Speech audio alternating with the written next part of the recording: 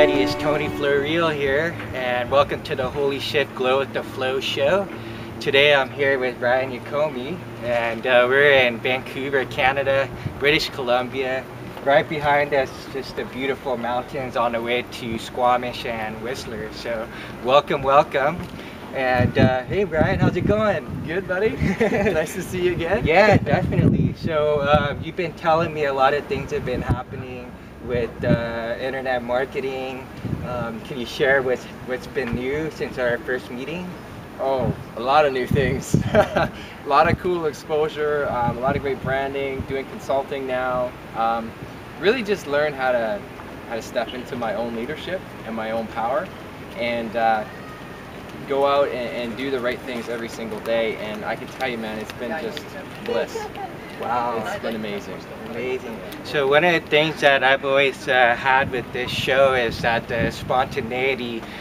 We never plan anything, and we just kind of go with the flow, and hence glow with the flow. So I've noticed that there's been a lot of like attraction that's been happening, especially the last couple of months.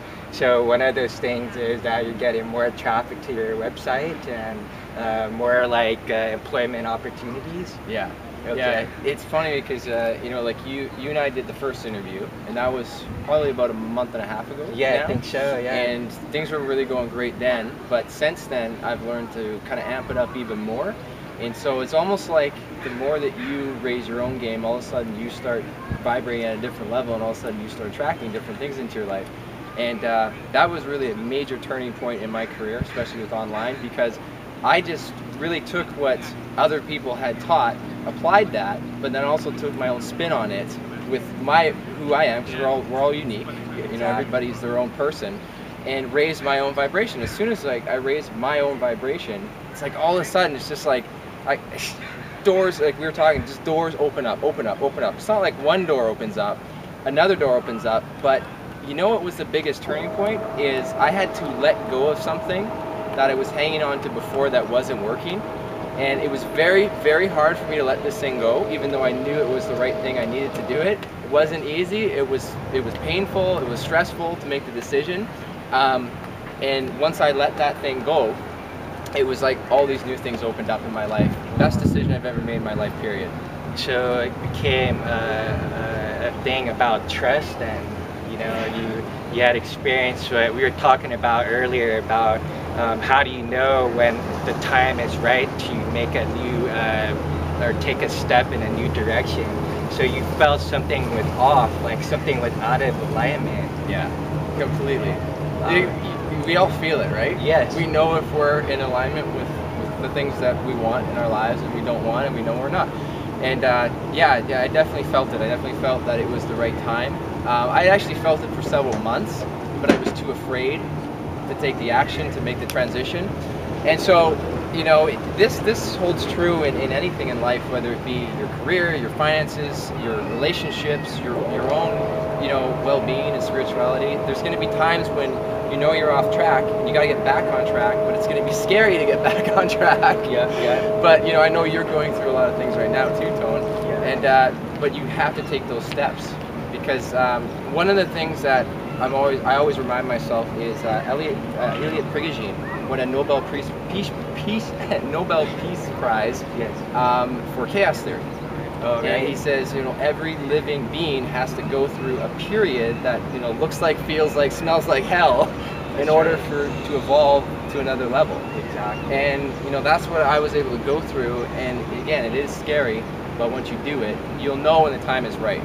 Right. You'll know when the time is right, and that's when you need to do it and just take the action on it. Yeah, and notice that Ryan has said that he's been thinking about it for a few months, but what happens is the universe finds its way that the more you push those things aside, it comes back harder. And you push it away, it comes back harder until finally it whacks you upside the head and says, look, it's time for a change. There's no other way, there's no other option but to finally take that step. The other thing too that I've noticed is that a lot of personal development techniques is that they talk about taking one step outside of your comfort zone, but most people aren't operating out of the level of courage.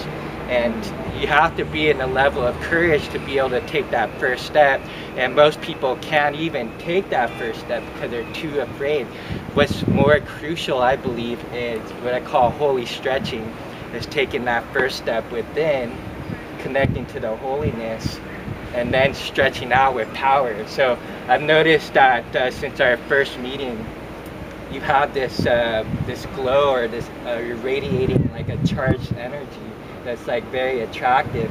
And once you made that decision to finally leave what was comfortable, Yep. you know, like maybe because you were forced to, you decided, or it kind of happened on its own, that you took that, it came out with power, and then all these doors started opening, all these new opportunities started to come into your new expanded field. Yeah. You know, what you said there was like 100% bang on, Tony. It was courage.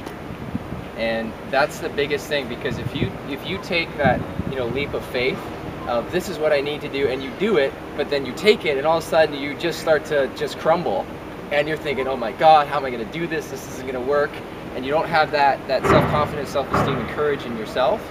It's very hard to follow through with taking that action step. And I think that, you know, I think when everything lines up as far as, you know, the universe and the way you feel, that's when things click and you can make it happen. And for me, at least, that point, it wasn't there. I didn't have the courage to make that decision several months ago. So if I had decided to step out there, who knows what would have happened. It may have been the right decision at the time, but I didn't feel that it was.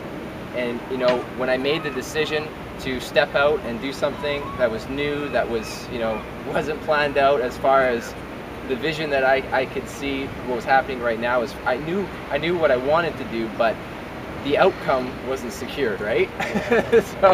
So once I stepped out and actually did that thing, I had the courage already inside me to do it, and it was scary. It was still scary, don't get me wrong.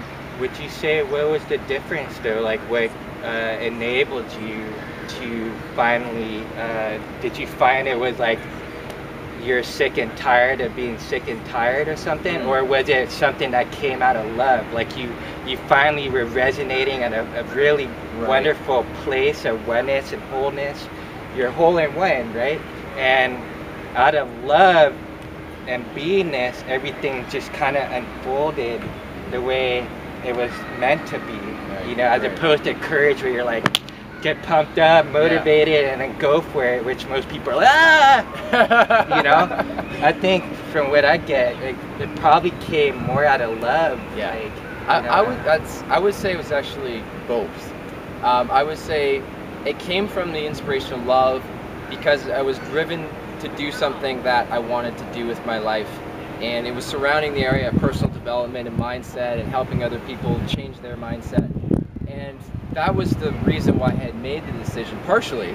And from the polar opposite side, it was derived from a reason of somewhat being sick and tired of being sick and tired of the environment that I was in and the energy that I was putting myself into. And so I had seen the effects of this energy, allowing it to affect myself, the way I think, the people I'm attracting into my lives. And so it was a bit twofold. So a part of it was like, well, do I want to be in that environment and attract those same kinds of energies, or do I want to step into something that I love and completely just rock it and have a ton of fun with it? And so the motivating force was the love that got me to step into it. Right. Which brings another aspect of environment, how powerful that is. I've been watching some of your blog videos, and if you check out the life of Ryan, you'd always see that he's in alignment with completely a lot of things that I find like across the board with life, whether it's spirituality, finances, emotions, you know, physicality. So you put yourself in these environments that are very inspiring, which loving environments, whether he's working out, taking care of the body, the temple, whether he's listening to personal development or having mentors, or